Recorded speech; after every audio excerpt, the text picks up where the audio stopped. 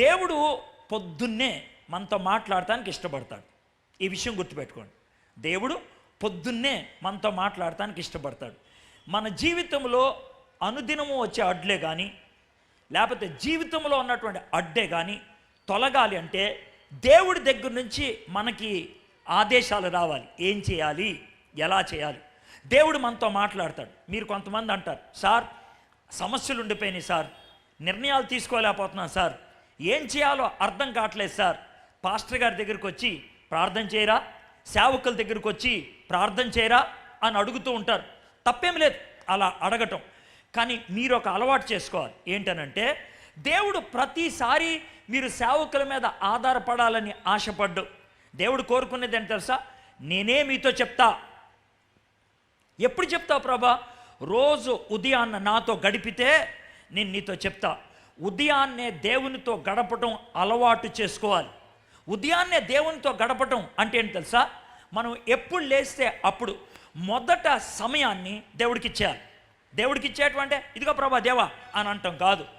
ఆయన దగ్గర కూర్చొని కొద్దిసేపు వాక్యం చదువుకోవాలా.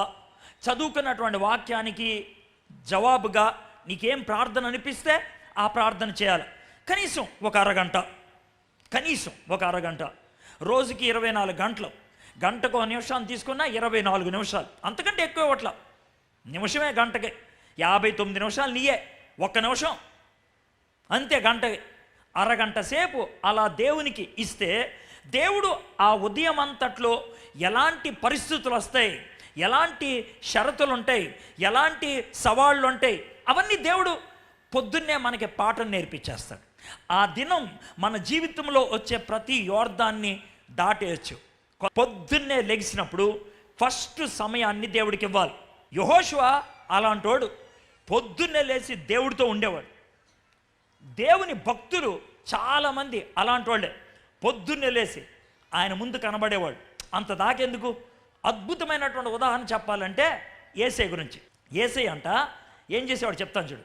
యేసయ్య రోజంతా శిష్యులతో గడిపేవాడు, వాళ్ళతో వీళ్ళతో గడిపేవాడు. అయిపోయింది కదా.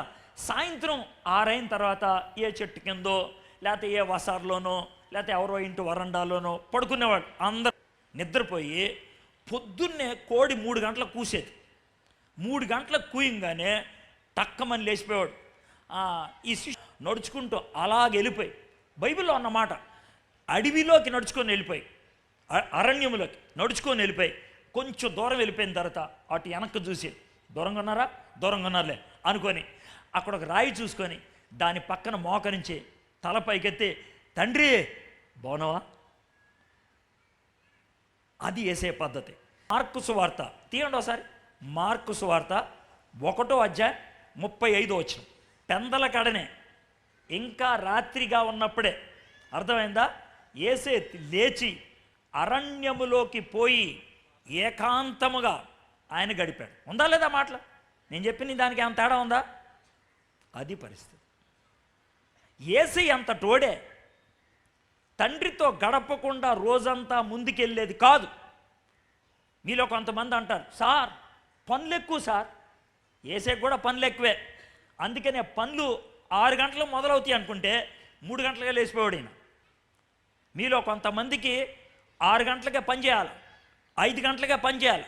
మీ పిల్లలకు 6:30కి బస్సు వచ్చేస్తుంది, అప్పటికి రెడీ అయిపోవాలి, అప్పటికి టిఫిన్ క్యారియర్ కూడా పెట్టాలి, 5 గంటలకే లేవాలి. 5 గంటలకే పనులు చేయాలనుకుంటే 4:30కి లేవు, అరగంట సేపు దేవునితో గడుపు, 5 గంటల నుంచి పని చేయి. 4:30కి లేవాలనుకో, 4 గంటలు లేవు, అరగంట సేపు దేవుడితో గడుపు, ఆ తర్వాత పని చేయి. ఒకవేళ 4 గంటలు లేవాలంటే 10 గంటలకు పడుకో, 10 నుంచి 4 గంటలు 6 గంటల నిద్ర. ఒకవేళ 4:30కి లేవాలంటే 10:30 పడుకో, ముందు లేకో. రాత్రి 11 గంటల దాకా సీరియల్ చూడాలా, సినిమాలు చూడాలా, చిత్ర విచిత్రాలు చూడాలా, పొద్దున్న లెగవరు. ఏ అంటే టైం ఎక్కడ సార్? టైం లేదుగా. దేవునితో గడపకపోతే దేవుడు నీకు సహాయం ఎలా చేస్తాడు? దేవుడు నీతో గడపకపోతే దేవుడు నీకు శక్తిని ఎలా ఇస్తాడు? ఇవ్వలేడు. యెహోషువ గడిపాడు, అందుకే యోర్దాను దాటగలిగాడు. నీ జీవితంలో ఉన్న యోర్దాను ఎప్పుడు దాటగలుగుతావు అంటే దేవుడితో నువ్వు గడిపితే. దేవునితో గడపకుండా దేవుని శక్తిని పొందడం అనేది అసాధ్యం. మీరేమనుకుంటారు తెలుసా? మీటింగులకు వెళ్తే శక్తి వస్తుంది, ప్రార్థనలకు వెళ్తే శక్తి వస్తుంది, పాస్టర్ల దగ్గరికి వెళ్తే శక్తి వస్తుంది, నెత్తి మీద చేయి పెట్టుకొని ప్రార్థన చేపించుకుంటే శక్తి వస్తుంది, నూనె రాసుకుంటే శక్తి వస్తుంది. అవి చెడ్డవి అని నేను అంటలేదు. శక్తి వచ్చేది దేవుని దగ్గర ఉంటే.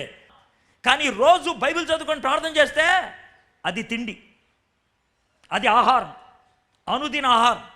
అది మనకి శక్తినిచ్చేది. అసలైన దమ్మిచ్చేది